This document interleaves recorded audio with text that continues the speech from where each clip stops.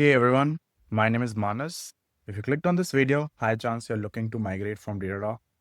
And in this video, we'll cover how to redirect your existing Datadog telemetry straight into OpenObserve with just a config change, no heavy lifting, no code rewrites.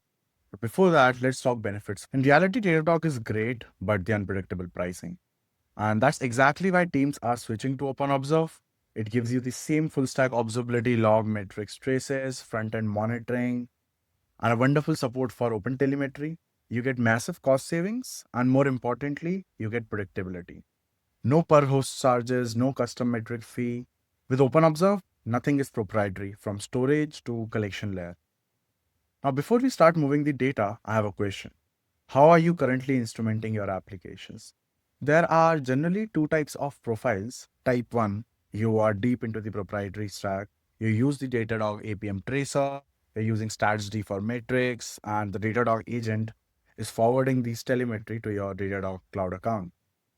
Type 2, you are using OpenTelemetry SDK to instrument your applications, infrastructure, and the collection layer is still Datadog agent. Now, if you're type 2, the migration takes about an hour. Seriously. It's as simple as replacing the Otel exporter endpoint in your collector or SDK, depending on your setup. If you're type 1, don't worry, you still do not need to rewrite your instrumentation. We are going to use Otel collector, specifically the content distribution, as a bridge to redirect your data while your apps run completely untouched. Now, during migration, we don't rip out the Datadog agent immediately. Instead, we build a bridge using Otel collector contrib version.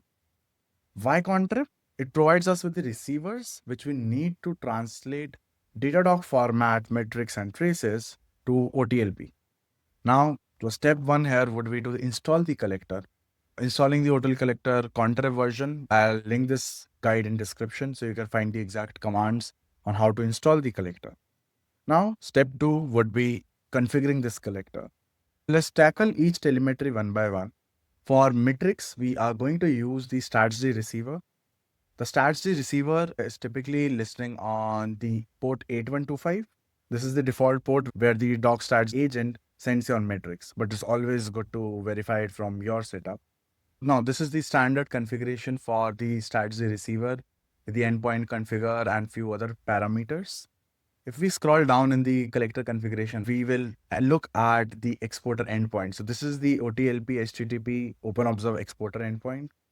You can just grab the specific endpoint and the auth headers right from your OpenObserve instance, navigate to data sources.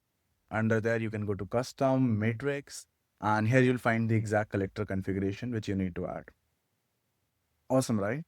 Once you have the collector configured, you need to tell your Datadog agent to share. Remember, we are not ripping out the Datadog agent. We are configuring it to forward traffic to the OTL collector. Now, to configure this, you need to jump to your Datadog configuration file, the Datadog agent configuration file. It's typically called a Datadog YAML. Now, first of all, you need to enable the DogStatsD protocol. For most setups, this should be enabled. This is already set to true. Along with that, you need to set the DogStatsD forward port and host. This is where the collector will be running. So in case if it's on the same machine, you can just have the local host.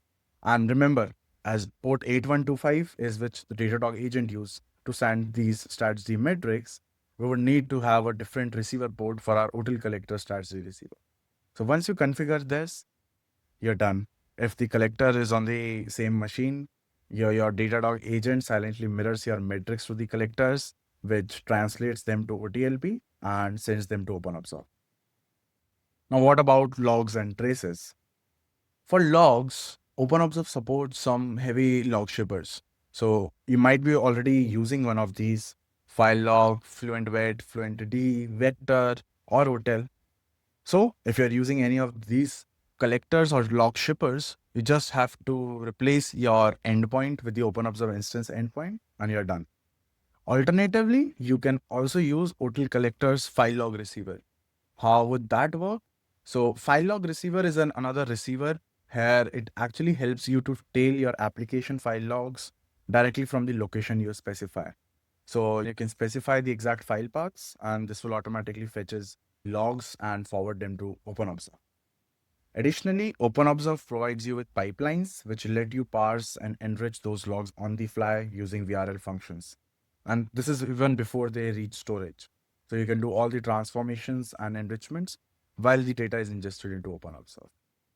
Lastly, for traces, we need to swap the receiver. For traces, we plan to use the Datadog receiver. Again, the Datadog APM tracer, it uses port 8126. Good news, this Datadog receiver speaks the same format. So in your Otel config, you just need to configure the Datadog receiver to listen on port 8126 and then update your Datadog agent host environment variable. So this is in your app containers or wherever you have instrumented your application. You need to update the Datadog agent host environment variable to point to the Otel collector instead of Datadog agent. That's it. Your traces starts instantly flowing into OpenObserve. And here is the thing, the migration is genuinely not hard.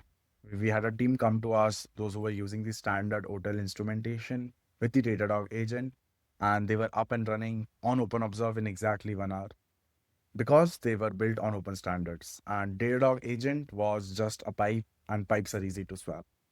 Even for teams deep in the Datadog proprietary stack, they can simply use Otel collector as a bridge to migrate without touching a single line of application code.